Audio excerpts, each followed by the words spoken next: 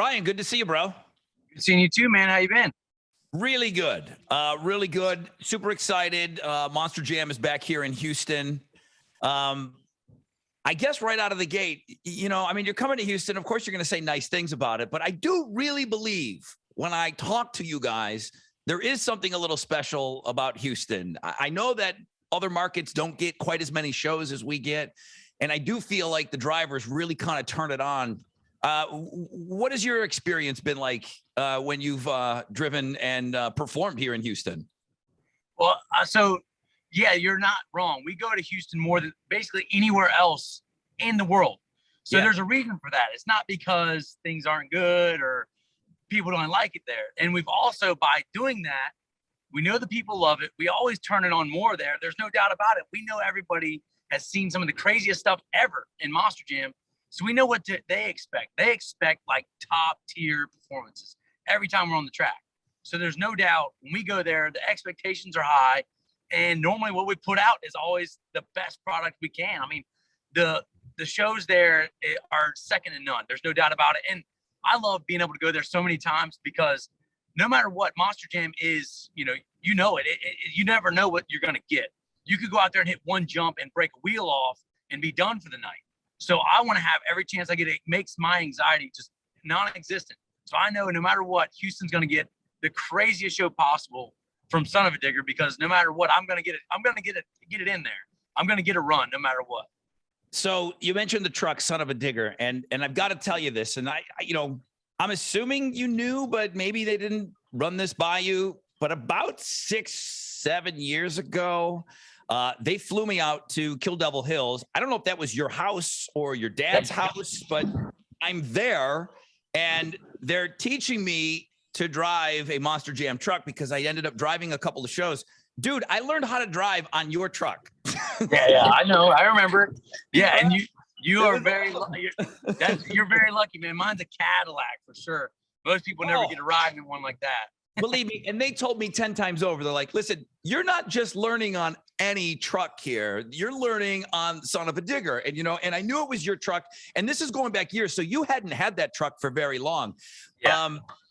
Anybody that knows anything about Monster Jam, you're like the royal family. You're like the Mannings of Monster Jam for an NFL reference. But, your dad is considered like the godfather. He would be up there on that Mount Rushmore.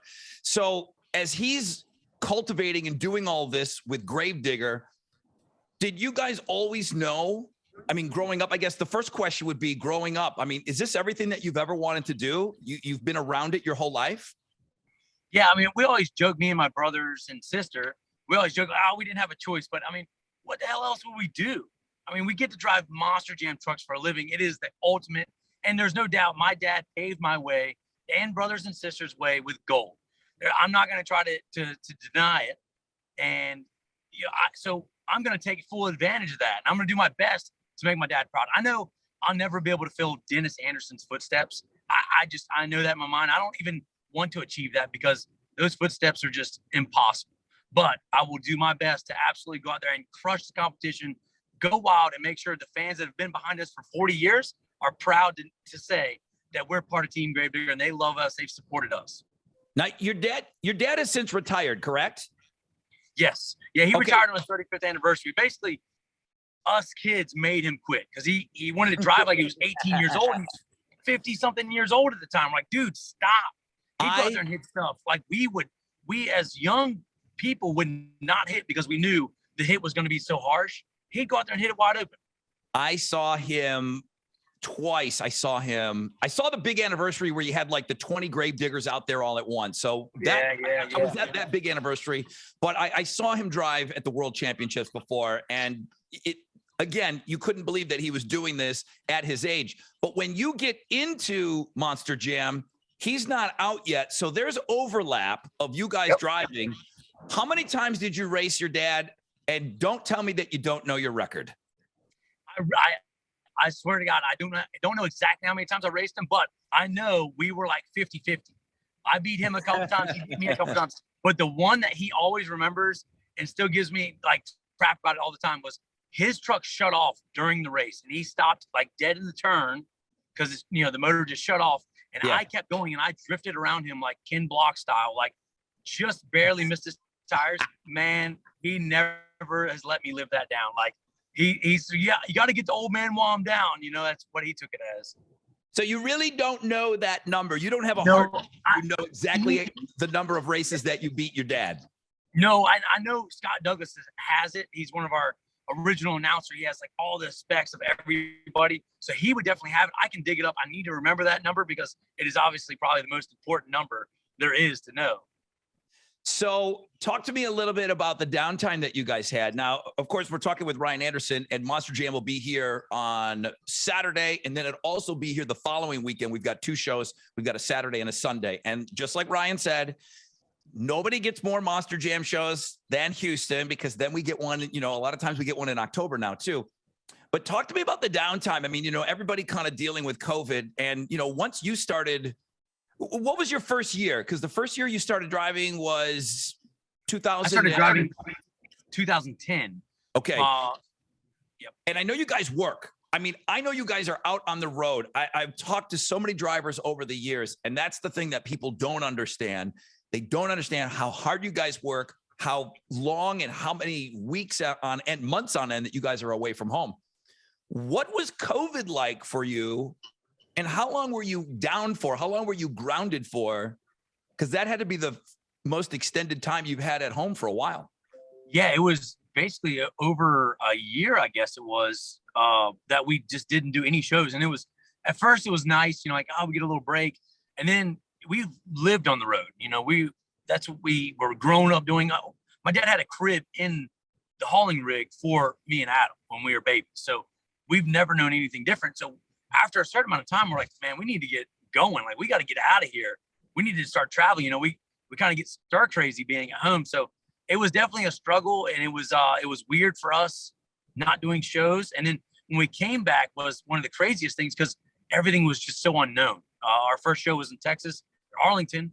And on the way there, we really didn't know what was going to happen. We didn't know if the show was going to go through, if, you know, how many people were going to come. And we were only allowed to sell, like, I think it was something like 15% capacity or something like that anyway. So it was just all unknowns. And that was insane to us. And we came to Houston. We did basically everywhere in Texas because, yeah, Texas just can't live without Monster Jam, I guess. You know, so they accepted us back right away. Florida wasn't bad. We got right back in there too. Basically, we did every stadium venue in those 2 states, and it was very awkward at first. You know, we do our pit party, and it's awesome where we get to hang out with our fans, talk to everybody, and we recognize a lot of people. They come to every show that is in the area and all that stuff, so we get to know them. And before the show, I kind of get their energy. You know, they are so excited. They tell me about the things they've seen me do, what they want to see me do. And it kind of gets me pumped up. You know, the pit party is a long task for us, and we got to stay upbeat and everything for everybody. So it will drain you, but it definitely gives you a starting point for the show. So to just jump in the truck and do a show without a pit party was very weird for me. I had no pre-show readiness of what the crowd's anticipating or anything like that. We didn't get to see or talk to anybody. So it was very weird. That was the weirdest part for the whole pandemic. Obviously, it was all craziness, but the comeback for us, and we came back pretty early, was very unknown. Very, you know, like we had no idea if this was going to be a one and done or if this was going to continue on. Like, yeah, so it was pretty scary. Just for perspective for everyone, I'm talking about how busy you guys are. On an average year, when you're on tour, you're doing your Monster Jam thing with all the different shows, how many weekends a year are you working? So it just, like, this year is going to be pretty crazy. I have already on the books for sure. I think it's about 20 weekends. And that's basically until summer. So I basically every summer, every weekend until World Finals, I'm doing shows. And then after that, we'll get into our summer tour, our fall, and finishing out the tail end of winter there. So I'd have to say we're probably going to be, easily in the 30-40 range on shows. And then, but not to mention nowadays, because we're trying to make up for lost time with COVID, a lot of these venues we're doing 2 shows every weekend, which is really hard to do. Because obviously we don't take it easy. We don't take it easy on the trucks. When we always talk about it before the show, like, all right, We need to probably remember that we only have, say, 12 hours to fix this truck, But then when you get out there, everybody paid to come see something wild. They want to see Monster Jam at the fullest. They're not paying to come see it, kind of held back. And they dang sure didn't follow Gravedigger for 40 years because we held back. So we go out there 110% every single time. And as soon as I cross that tunnel and come out into the stadium, it's packed full of people. It's game on for me. No matter what the circumstances are, I'm going to give the truck. I'm just going to just go as wild as I can until the truck just can't take it anymore, no matter what I got coming up next. I have such an unbelievable respect for what you guys do because I got such a look that very few people, I mean, I had no business being in there with the pros and driving with you guys, but to give people an idea, for here in Houston, back when I drove, I would have to be at the driver's meeting. I would have to be there at noon. Okay. Now Monster Jam is not until 7 o'clock. I'd have to be there at noon for the driver's meeting. And that's where all the drivers are sitting around. There's a chalkboard. You're drawing things up. You're talking about how the show is going to go. Then you're doing the pit party. Then you get some little something to eat. Then you go and do the pit party, but there's a pre-pit party. So there's a pre-pit party at 1 o'clock, and then 2 o'clock, everybody comes flooding in. Now you're out there 2 to 5. Now you've got about an hour and a half before you got to be back to your truck. Then you're at your truck. Okay. You're driving. Okay. Now you're doing the show. You're doing Monster Jam. Monster Jam is over with. Now you get assigned you get split into 2 groups. Okay. The drivers go into 2 different teams. After the show is over, you're done driving. Now we're going to go up to the upper level and we're going to go sign autographs for another hour.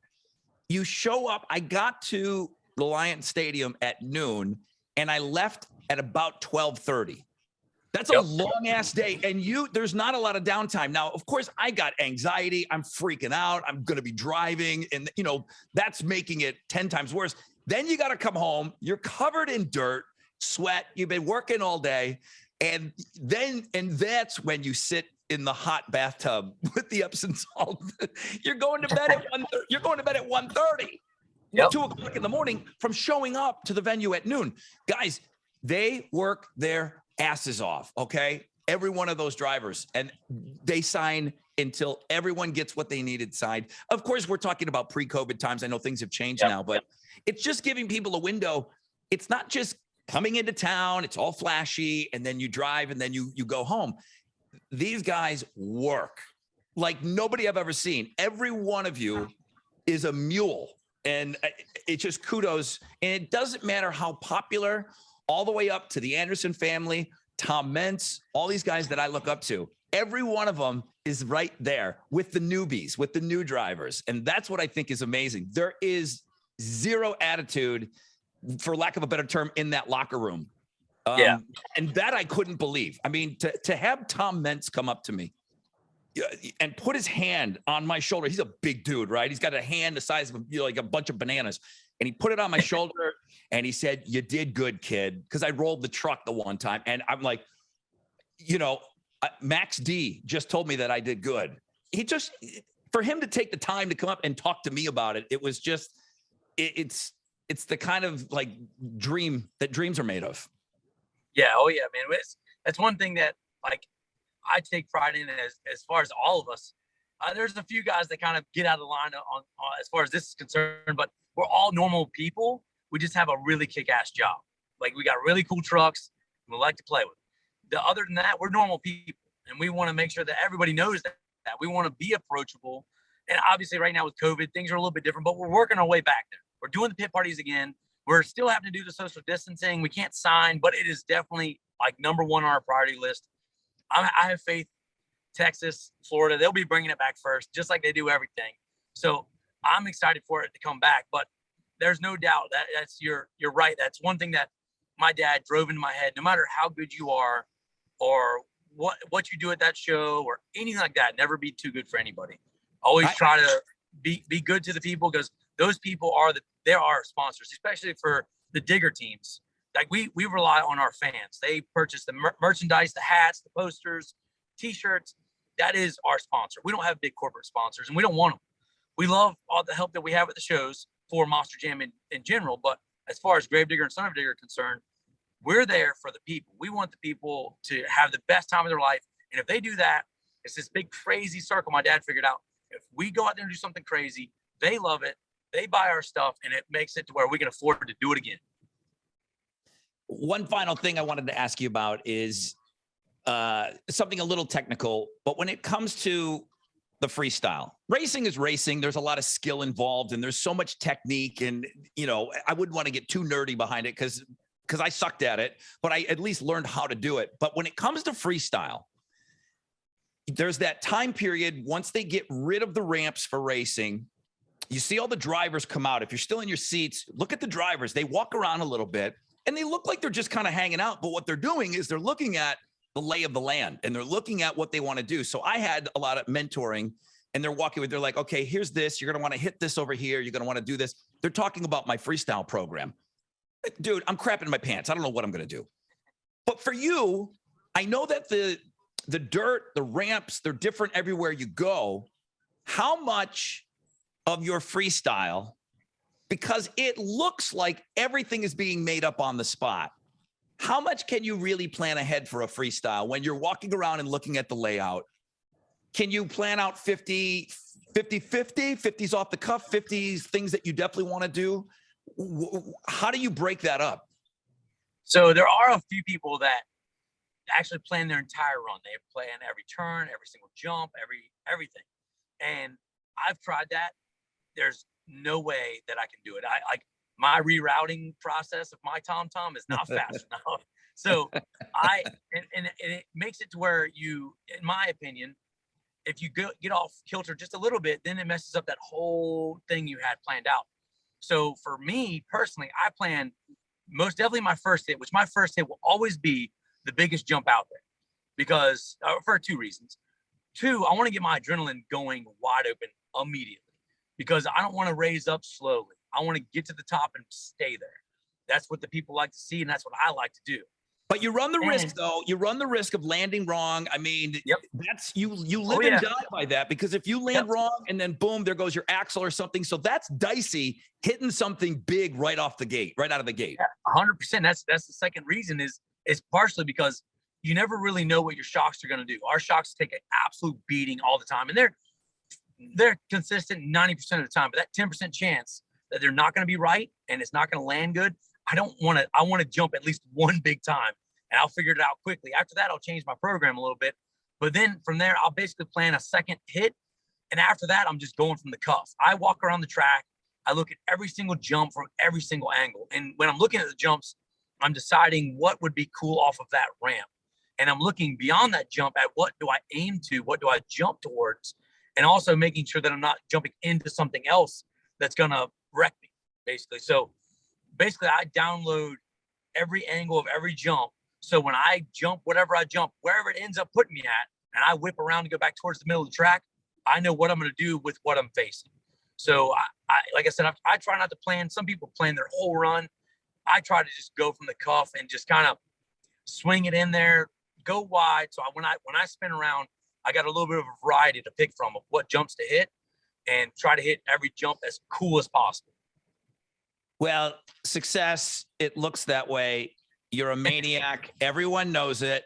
Everyone knows that you're a maniac and you're a must-see when it comes to freestyle. And that's why you got a couple of world championships under your belt. I don't know that every single person watching this knows this is not wrestling. Okay. Again, let me give you a little behind the scenes. When we're at the chalkboard and we're planning out the show, there's no let Gravedigger win. There's no let the superstars win. Everybody back there wants to win. Nobody's letting anybody win. It's a point system. And I know you guys all know, like NASCAR, there's points. Same thing with these guys. They're all trying to get to the world finals. Nobody is giving a pass to anybody. And that I can assure you, wrestling is what it is.